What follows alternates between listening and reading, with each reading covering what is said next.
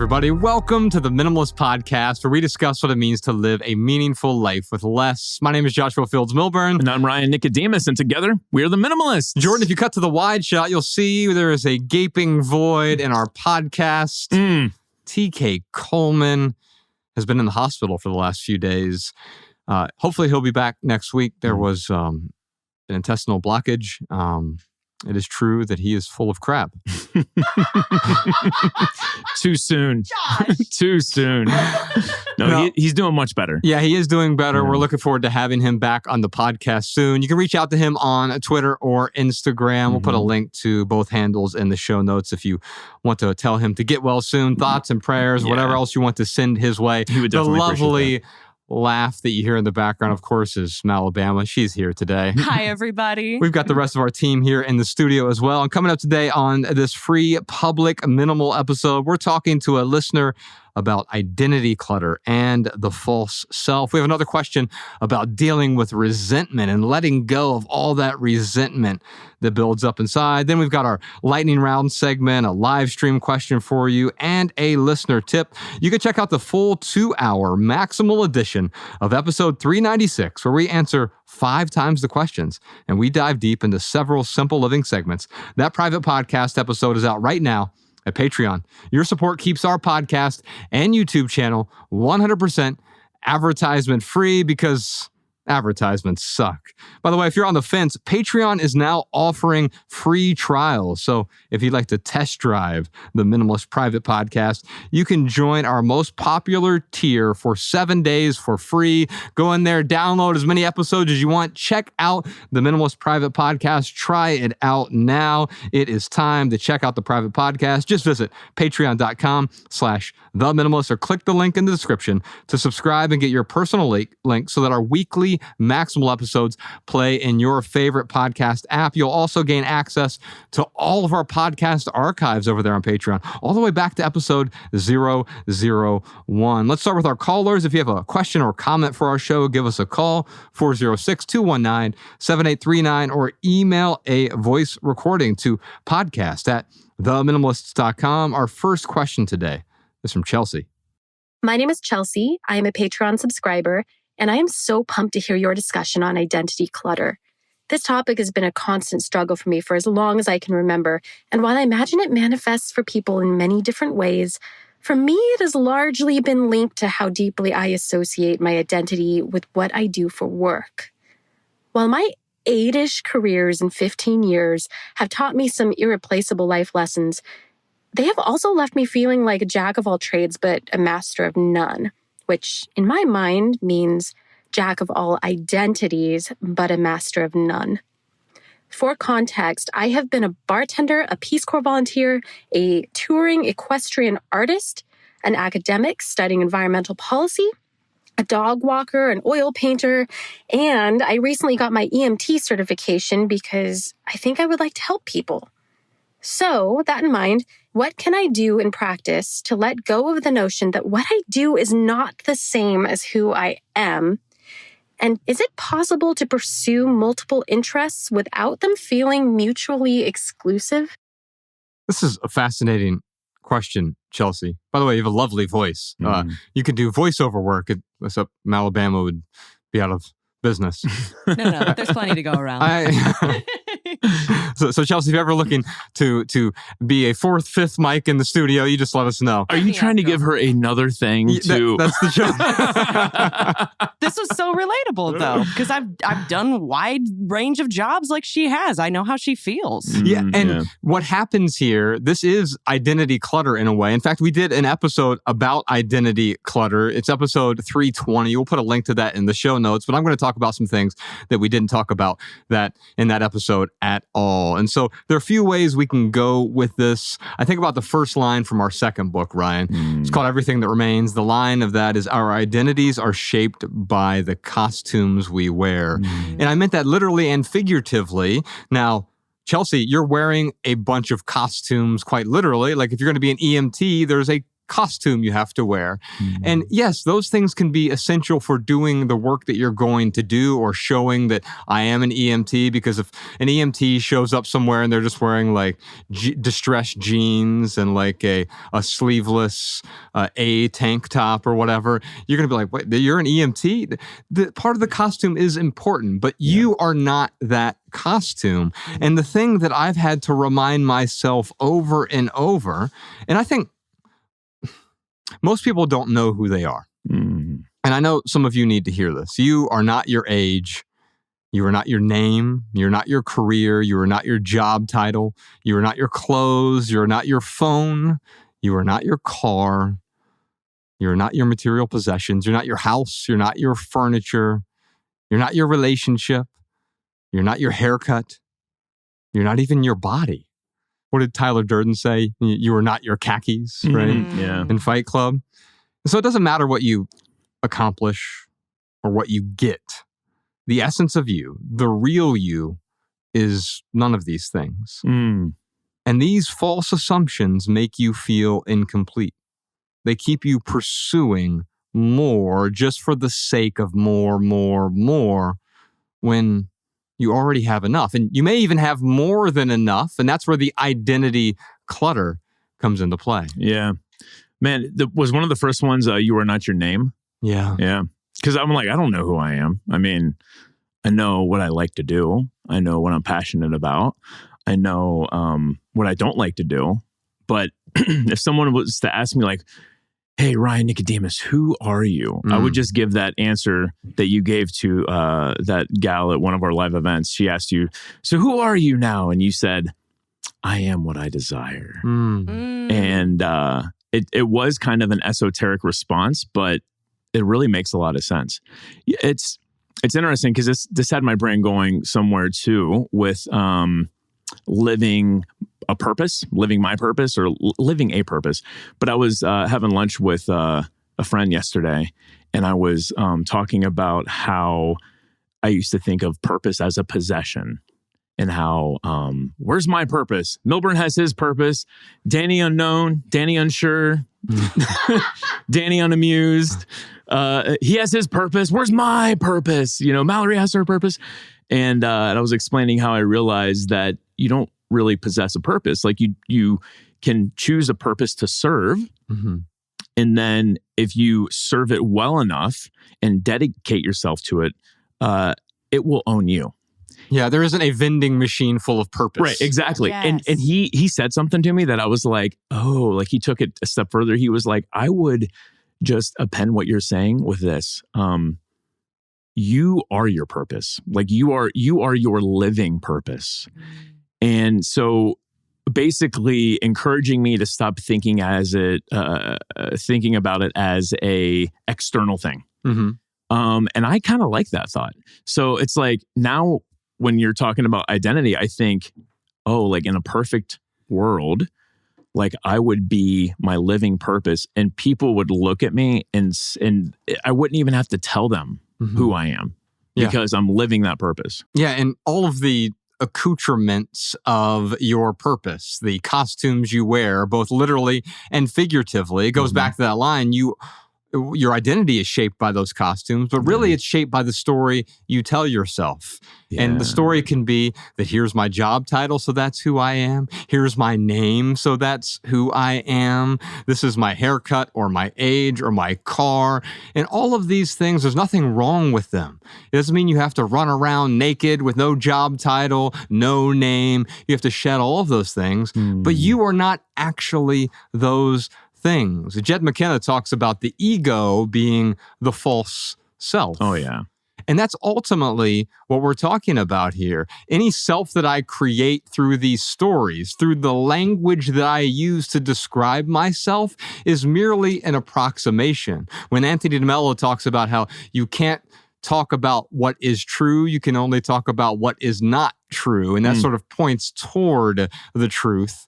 It seems that is true also for the self. Yeah. Because yes, I could say Ryan is a minimalist. Who is Ryan Nicodemus? Well, he has blue eyes. He's a minimalist. He's 5'11" 3/4. And whatever, like I could describe. Low blow, Milburn. Edit that out, Sean. All right. I could describe you by listing 20 characteristics or 40 characteristics, but that's probably describing dozens or hundreds or thousands of other people as well. That's not who you are. And ultimately, when you get down to it, there is no separate self. And now we get a bit esoteric here when we talk about the self and how there isn't, the non-dual approach is like, well, there isn't really a Ryan and a Josh. We're all part of this one thing, where you didn't come into this world, you came out of it, as Alan Watts says. Oh, wow. I like that. And what that shows you is, you're not actually different. It's like a wave, right? Yeah. When you go to the ocean, you see a wave. Where does it begin and where does it end? Yeah. Because it doesn't end and it doesn't begin. It's all part of some larger thing. And I could capture the wave and say, well, this is my individual wave. And I could start telling stories about the wave. And I could give a job title to the wave. And I've named the wave. And now I've held on to it for 7 years. So this wave is 7 years old. I saw this ancient Native American parable that said, if you didn't know your age, how old would you be? Yeah. It's hard to answer that. I do feel 27. Maybe I feel 28 at this point. Right, but even that is, you're naming an age still. Oh, right. I see what you're saying. If you didn't have an age, how old would you be? Yeah. And I contrast that with some of the great mystics who talk about most adults are just 12-year-olds with 59 years of experience or whatever. Most 71-year-olds are 12-year-olds with 59 years of experience. Because what we do is we never really mature into adulthood. Well, why is that? Because we've picked up this false self. We've picked up this ego, this identity, whatever you want to call it. And now that is me. And I feel like I've solidified me as a person. But of course, what do we really know? That the only thing that is inevitable is change. Yeah. Because death is a type of change. Your job will change. Your age will change. Your career over the long haul will change. Your interests, your hobbies will change. Your friends and relationships will change. And what do we try to do? We go around, I've got all these problems. I need to fix them. Well, that is a misnomer because you can't fix anything, because as soon as something becomes fixed, it is bound to change. Otherwise, you're going to stay stuck in the old as opposed to embracing whatever the new thing is in your life, embracing that change. So how do you feel about that question? Like, if I was to ask you, hey, Milburn, like, who are you? Like, how would you answer that without answering it with a question? But I love the question, the answer that I gave extemporaneously there. We are what we desire. And the question then becomes, what do you actually desire? What is the blueprint of your desire? What is the makeup of your desires? Are they mimetic desires? And I think sometimes a mimetic desire can be helpful. If you truly don't know what it means to live a meaningful life, what is my purpose? We're asking that sort of question. Yeah. Now, I don't think you can go to a vending machine and find a purpose, but I think you can survey the landscape and you can find some people where you're like, okay, I really like their sense of joy, their sense of calm, their sense of peace. What do their relationships look like? Yeah. What does their career path look like?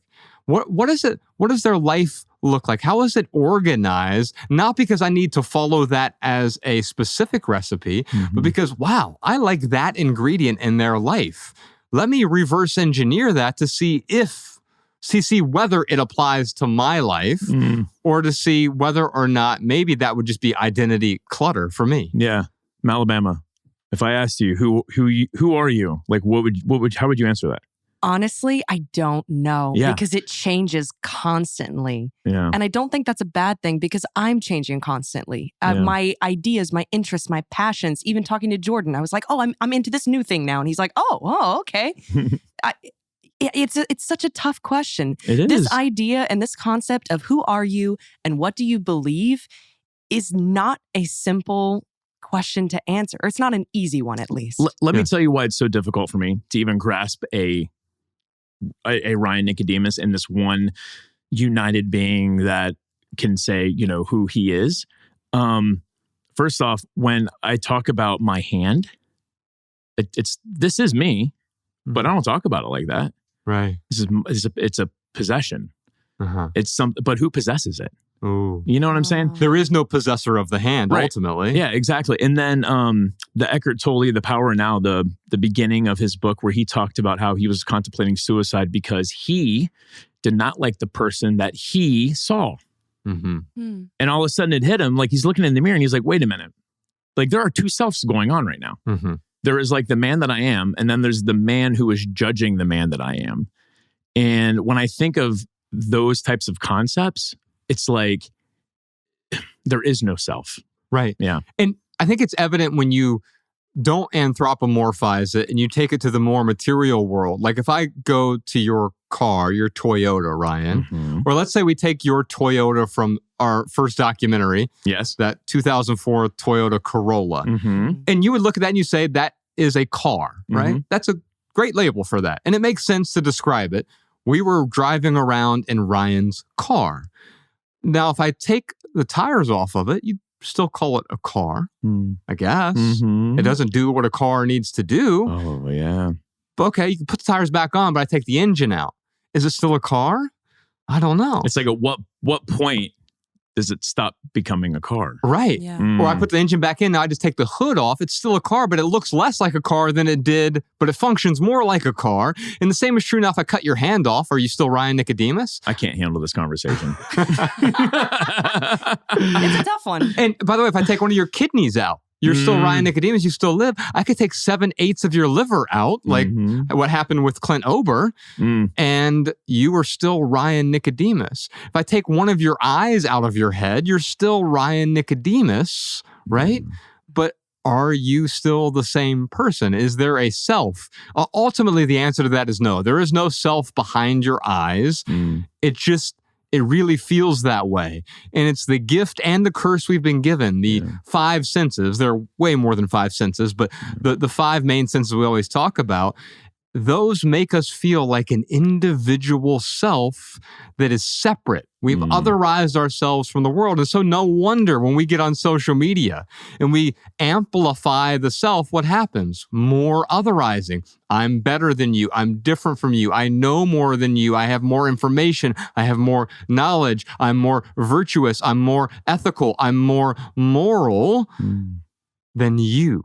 I am better because I am different. When we step back and realize there isn't a self, there isn't a true self, and this is hard to really grasp.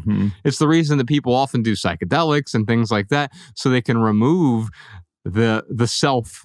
They can remove the ego. The ego will dissolve when that happens. Yeah. There are other ways to do that as well, through meditation, through contemplative exercises as well.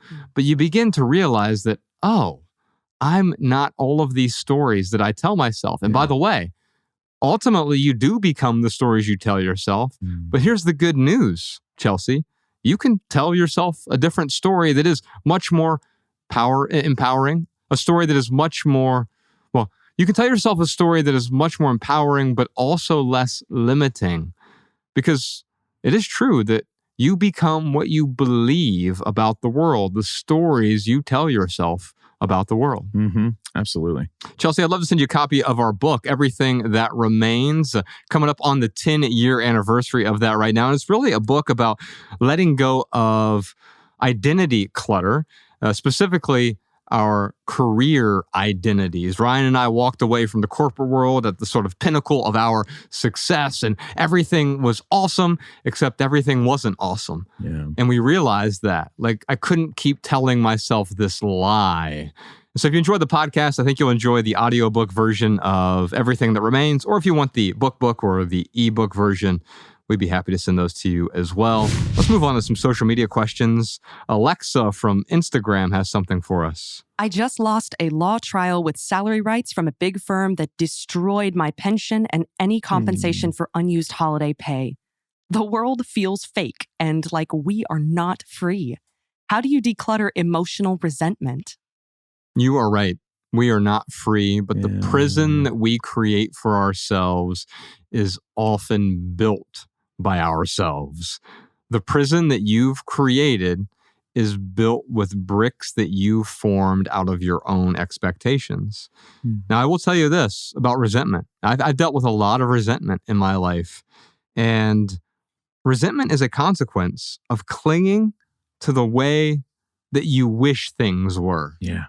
I wish I was taller. I wish I was prettier. I wish I was richer. I wish I was smarter. I wish this person treated me this way. I wish I would have gotten that job. I wish. I've wished all over myself. And of course, I have all of this resentment now because I'm holding on to the way I wish things were. And that's just another story that I'm telling myself, right? I'm telling myself a story that, oh, everything would be perfect if blank. Yeah. If blank, then life is awesome. Guess what, though? That's an if-then statement. Just remove the first clause and it's still true.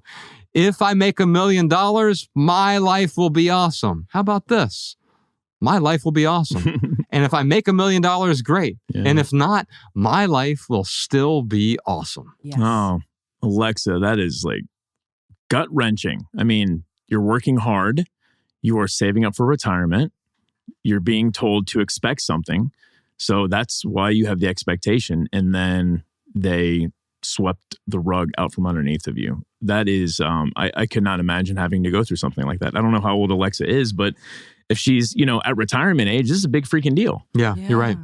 So, man, the only observation I have here is that you can do whatever you want, but I would encourage you to not let this define you.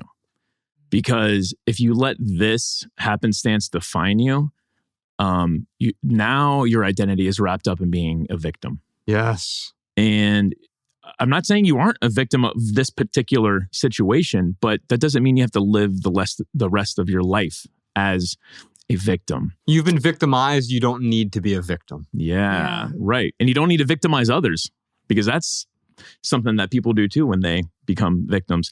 Especially when they hold on to resentment, right? Yeah, exactly. So, again, like this is not something that you can just get over with Josh and I making observations. But once the healing does start to progress, it's about finding out how you're going to move forward. Because if you don't start moving forward, you're just going to be stuck in the past, and the past it's going to drag you down being that victim. The story of the past too. It should have turned out this way and it didn't. And so now I'm stuck here. One of life's most mature virtues is a willingness to walk away. Yeah. Walk away from anything. My wife and I just rewatched the movie Heat recently. She had never seen it, and it holds up surprisingly well. Jordan, you're a big Heat fan, I assume, right? Michael Mann, the cinematography. I'm sure you enjoyed the film. Anyway, there's a line in the film that occurs twice, actually, and then it happens another time without him saying it. But the main character, who's essentially the bad guy, Robert De Niro, although he's one of those sympathetic bad guys like Tony Soprano or something, we identify with him. And it's one of those cases where we want the bad guy to win, essentially, right? There's a line in the film where he says, never bring anything into your life that you're not willing to walk away from in 30 seconds flat. Ooh. Now, I don't take that literally, but I do apply that same principle. And I have applied that principle to my life for the last dozen years. I'm willing to walk away from any of it. And that's where the real freedom comes from. Yeah. And so when Alexa says, you feel like you're not free and the world is fake, right? Yeah, you're not free, but you can free yourself by being willing to walk away. It doesn't mean you have to walk away from everything, but even with my marriage, my wife and I talk about this all the time. Is this still something that you want to be in? Well, why do we ask that question? Because we don't want either one of us to be in the relationship out of obligation. Yeah. And I think the same is true with a career. Are you willing to walk away? Doesn't mean you have to walk away. From your clothing, am I willing to walk away from this style of dress? From any of your kitchen utensils and appliances? Can I walk away from these things? No, I used to get value from them though, but I still don't get value from them anymore. Okay, I'm willing to walk away. What are you willing to walk away from? And the more things you're willing to walk away from, the freer you become. It really is a superpower, being able to walk away from anything. I would have penned that line. He says, don't bring anything into your life that you're not willing to walk away from in 30 seconds. I would say, don't become attached to anything.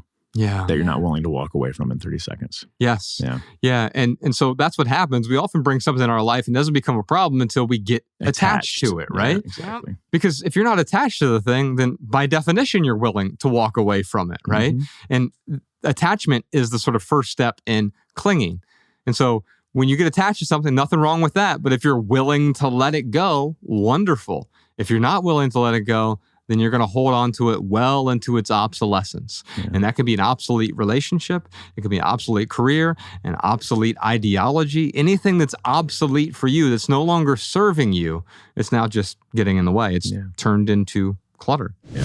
Ryan, what time is it? You know what time it is. It's time for the lightning round where we answer your questions from TikTok. Yes, indeed. You can follow The Minimalists on TikTok, Instagram, Facebook, and Twitter at The Minimalists. During the lightning round, we each have 60 seconds to answer your questions with a short, shareable, less than 140-character response. So put the text to these minimal maxims in the show notes over at theminimalists.com so you can copy and share our pithy answers on social media if you'd like. Looks like we have a question today from I Just Don't Understand. How do I get the rest of my family to at least try minimalism? I donate, sell, and throw away so much, but no one else is willing to give it a shot. I think you should probably just shame them until they figure it out. Next question. Isolate them, make them feel bad about themselves. Yeah, write in a question to the Minimalists and have them roast them on their podcast. Yeah, listen, hey, if you're one of I Just Don't Understand's family members, how dare you? Yeah, right. How dare you not be a minimalist?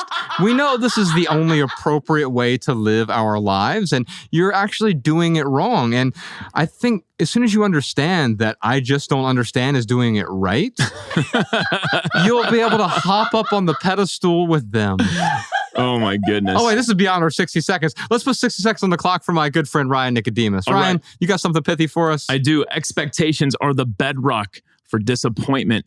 And let me just tell you, I have had so many expectations in my life, expectations of how my parents should have been, expectations about how my job should have went, how my boss should have been, expectations about how my family member should treat me, expectations about how my business partner should treat me, expectations about how all of the people who work with us, how they should act.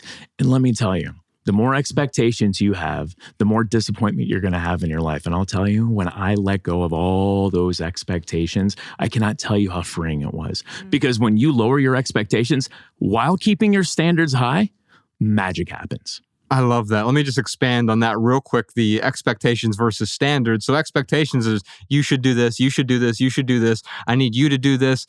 Quite often we don't even communicate our expectations, which is a problem too. Like I expect Ryan to do this, although I never even told him. So now I'm punishing myself twice. Ryan didn't do it. I didn't tell him to do it. But even then, having the expectation, even if I do tell you to do it and then you don't meet it, well, now I'm beating myself up for something you didn't do. How weird is that? Now a standard is for me. You know, I get up every morning and I do these 3 things. I write, read, and exercise. That's my standard for me. Now, if Ryan came to me and said, Josh, I think you should get up every morning and write, read, and exercise. First I'll say, I'm already doing that. But also, like, how dare you tell me how I should live my life, right? Yeah. Because you could come to me and say, Josh, I think every morning you should stop reading. And why do you have that expectation of me, right? Yeah. But give me 60 seconds real quick. I want to give you something pithy and maybe we can expand on it together. The process is only as compelling as its benefits. Quite often, we get really excited about something. I'm excited about decluttering. I'm excited about minimalism. I'm excited about this new fashion trend or this new social media app. I'm so excited about this. You should do it too. Let me show you how. No one cares how to do it if they don't understand the benefits. They have to understand the why. So what's the most compelling way to convince someone that minimalism is appropriate for them? It's to not convince them at all, but simply show them the benefits in your life and then also show them how their life might be better with less, how their life might be more with less. What are the benefits of simplifying your life? And what are the benefits of simplifying their life? Then they'll feel compelled to let go. Yeah. I mean, I just don't understand the question here. Well, let me point this out. Their standards are that they donate, they sell, they get rid of as much as they can. They live a very minimalistic lifestyle. That's a high standard. But even if those benefits that they experience isn't translating to their family, like that has nothing to do with the standards. Right. Yeah. Yeah. And so I think you go even further here. I donate, I sell, and I throw away so much. They're seeing the how to. That's not compelling at all. It's boring to declutter. Yeah. Decluttering, oh, gross. Cleaning out my closet, clearing the cabinets. Why would I want to spend time doing that? It feels like a waste of time. Well, it only feels like a waste of time because you don't know what's on the other side of the decluttering. Letting go is merely the first step. If you pretend decluttering is the end result, you've missed the whole point. Yeah. Clearing the clutter, making room for what's truly important. So can you help them see what's important without persuading them, without battering them with minimalism? Because I tell you, the best way to turn them off from simplifying, the best way to turn them off from minimalism is to prescribe minimalism to them. And especially like trying to guilt trip them. I remember we were at an event recently and there was a little Q&A session and a woman went up there and she was like, I went to Venice for this protest. And it was a very important protest. It was a very important subject. All of my friends live in Venice and, they say that they care about the same things that I do, but I was the only one there. I didn't see anyone else. I didn't see, right, exactly. And then they're like, what do I do when no one else sees it? And the truth is you have to stop caring what other people see. What matters is what you see. What matters is like how you feel. And are you doing what you need to do to stay in honor with yourself? Yeah, and you weren't doing it for them. You were right. You were doing it for yourself. At least that's what you're telling yourself. But your question there, that person who was asking that question, actually was exposing something about themselves. Yes. Oh, I was doing this because it looked good to be doing this, as opposed to I thought it was the right thing for me to do. Absolutely, and like. There might even be an aspect of loneliness there too. Like I felt lonely doing it. And if that's the case, the good news is there are millions of people out there who like and are interested in the same things that you are. That's right. So if you feel lonely in this journey, then find some people who are on the same journey and make some friends. Yeah, you can even go to minimalists.org. We have 100 free local meetup groups over there. Also an online meetup group as well. Yeah. Minimalist.org. We'll check in with the Patreon live stream in a moment, Alabama. But first, real quick, for right here, right now, here's one rather exciting thing that's going on in the life of the Minimalists. Mark your calendars, y'all.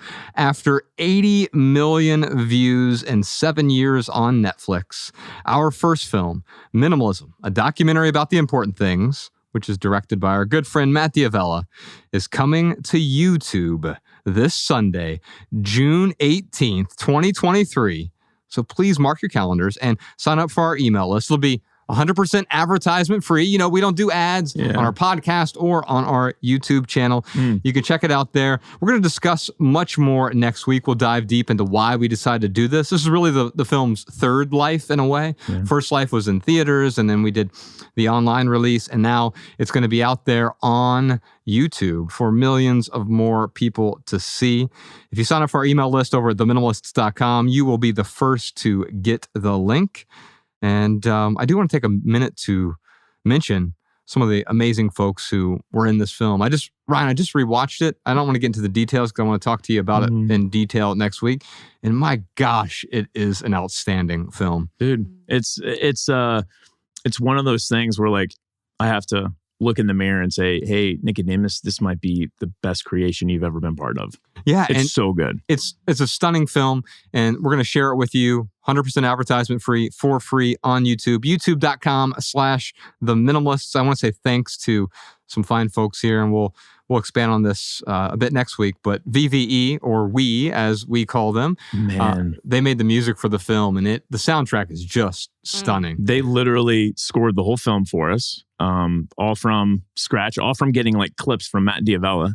He would just send them clips, and they're like, "Oh, okay, we get the vibe you're going for." Yeah, and then they would create music. I can't tell you how many times I'll be playing that album or songs from that album, and people are like, "Oh my God, who is this? Why haven't I heard of this band?" Yeah. So I sat down with Drew. I had lunch with him last week. Drew's the singer from it. So two guys, Nate Pfeiffer and Andrew Clifton Capener. they formed their own band called We or VVE. One of them calls it We, one of them calls it VVE. Oh, so that's I love it, right? That is great. Yeah. And so which one are you? Are you We or VVE? I'm We. Okay, I'll be VVE then. All right. And so Nate is a Grammy-nominated producer, and he is like the godfather of Provo, Utah. He runs these amazing studios out there. Super talented dude. And then He might have the best studio like this side of the Mississippi, man. yeah, I mean, it's like Dr. Dre levels. It's unbelievable. Stunning. Mm. Yeah. And I was meeting with Drew, the singer. He's the lead singer of my favorite band from my favorite album, Parlor Hawk. And I couldn't believe we got them to do the music for this film.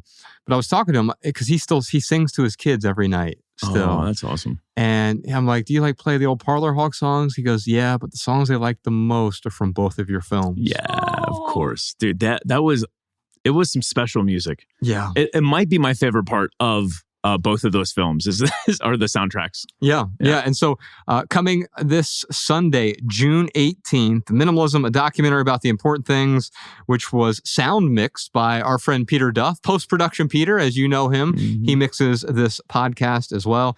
Color graded by our friend Chris Newhart, who was actually the director of photography on the second film. I want to thank everyone in the film. We'll do a deep dive on it next week as well. And of course, I want to thank Matt D'Avella. I learned something about him this week, Ryan, but I'm going to wait till next week. I want to wait till next week's episode to reveal something I learned about Matt D'Avella. Okay. Tune in for that. Let's tune into our live stream right now. Answer any questions you might have. What do you got, Alabama? Here's a question from Catherine. I feel like in the pursuit of living a more intentional life, I try to be myself as much as possible. And that mindset is very far from this intention. How do you navigate daily life being yourself while also having to sometimes fake it till you make it? Well, that's another disempowering story. In fact, there are two disempowering stories here. There's a hidden one, and there's one that's out in the open. Yeah. The first disempowering story is that I have to fake it until I make it. Who told you that? Who lied to you? Who told you that you can't be you? Now, here's the hidden story behind it. Cool. Well, I feel like I fake it till I make it a lot. Do you want to pause here? Or do you want to? Yeah, tell me about it. So for me, it's like I might wake up in a bad mood, not feeling well. Like go grab a cup of green tea. I've been doing more tea than coffee these days. Maybe, wake up a little bit, but like I still feel bad, still feel maybe a little foggy. And then I get a phone call and I'm like, oh man, like I really want to give this person the best of me. So in that sense, I'm not faking it because it is genuinely who I am. But in that moment, I'm like so drained of energy that like I am kind of faking the, hey, how's it going? Ryan Nicodemus here, Yeah. So, would you consider that faking it till you make it? Or I think there a distinction I would make, and I would just reframe or retitle the story here. Yeah. I don't know that you're faking it until you make it. You are doing what the best version of Ryan Nicodemus would do. Right. And which is not faking it, you're saying. Right. And so there is this story in Love People Use Things where there was a friend of mine. She said, I want to get one of those WWJD bracelets so I can, anytime I go to the store and I feel compelled to make an impulse purchase, I can look down and say, what would Joshua do? And I would say, I think I need one of those as well. Yeah. Not in the sense that like, what would Joshua Fields Milburn do, but what would the best version of me do in this scenario? That's not faking it. That's just behaving the way the best version of myself would behave. If I followed myself around with a GoPro all day, what would the best version of me be doing right now? And I think that's a beautiful question to ask. Would the best version of me right now procrastinate? Would the best version of me lie? Would the best version of me not do the work that is required to create the meaningful thing that I want to create? What would the best version of me do right now? That's not faking it. Faking it is being someone other than you want to be. You're pretending to be someone else. Now, here's the second part of this story for Catherine is you are pretending, this is the other disempowering story. You're pretending there is a fixed self. Ooh, yeah. There is no fixed self. You No. can be whatever version of you want to be. And so the best version of Catherine now it will be completely different from the best version of you 10 years ago and the best version of you 10 years from now. There is no fixed self because there is no self at all. We're talking today about the false self that we create, and that is this identity that I am one complete whole person that is unchanging. Yeah. Well, as we've already explored, the only thing that is guaranteed is that level of change. Man, I was going to say, Mariah and I, we've been asking each other, who are you today? A friend recommended us to ask this to each other. And I was like, oh, that's an interesting experiment. Ooh. And the reason being is these old stories carry through. And a lot of these old stories we want to drop. So when we ask each other that question and we're describing ourselves, if an old story is coming up, we can call each other out on that and be like, oh, that sounds like the old story, That's about all I have because we've only been doing it for a couple few days. But yeah, it's an interesting concept. Every morning, waking up and looking in the mirror, looking at your partner and being like, who are you today? Ooh. I like that a Yeah. lot. I'm going to steal that. Yeah, let us know in the comments, who are you today? Yeah. Mm-hmm. And what would your answer be to that question? Yeah. We'll check back in with the Patreon live stream here in a little bit. But first, Alabama, what else you got for us? Here's a minimalist insight from one of our listeners. This is a listener tip for the attached clothing episode. Jessica from Vermont. This is your neighbor Don from New Hampshire. I can definitely sympathize with your struggles with New England weather. My solution was a 3-in-1 coat. If I zip out the inner lining, I have a nice fleece jacket for those cooler days. The water-resistant outer shell makes a nice raincoat or windbreaker. Mine happens to have a hood built into the collar, which is great for snow, wind, or rain. When I reassemble it, I have a great winter coat. I've owned mine for 15 years now, and it is the only coat I need. Hope this tip helps you. And to Josh and Ryan, please give Alabama more airtime. Her beautiful voice and cheerful nature always puts a smile on my face. Perhaps you can add her to the lightning round. Call it the Alabama Minute. Thank you all for doing what you do. All right, y'all, that is our minimal episode for today. We'll see you on Patreon for the full 2-hour maximal edition of episode 396, which includes answers to a bunch more questions like, how do you unburden yourself from family heirlooms that have been handed down for generations? How do you keep a multi-purpose space organized? I love extremely minimalistic spaces like JFM's, but I always wonder, do these people have hobbies? All that and a million more questions for the Minimalists. Also this week, a private minimalist home tour, a minimalist coffee shop with just a pop of color, plus much, much more of less. Check out the Minimalist Private Podcast on Patreon, patreon.com/The Minimalist. Remember, you can try it for free for a week. And if you're still on the fence, here is a lovely testimonial from one of our lovely Patreon supporters. Shannon says, I've been listening to the public podcast for a couple months, and I've gotten so much value from it that I just had to show my support by signing up for the private podcast, which has helped me let go of so many things, which in turn has given me a sense of relief and inner peace. I can't quite explain it, but my home and life feels lighter. Dude, that is awesome. Thank you, Shannon. Thank you. We appreciate your testimonial. If y'all leave here today with just one message, please let it be this. Love people and use things, because the opposite never works. Thanks for listening, y'all. We'll see you next time. Peace. Every little thing you think that you need, every little thing you think that you need, every little thing that's just feeding your greed. Oh, I bet that you'd be fine without it.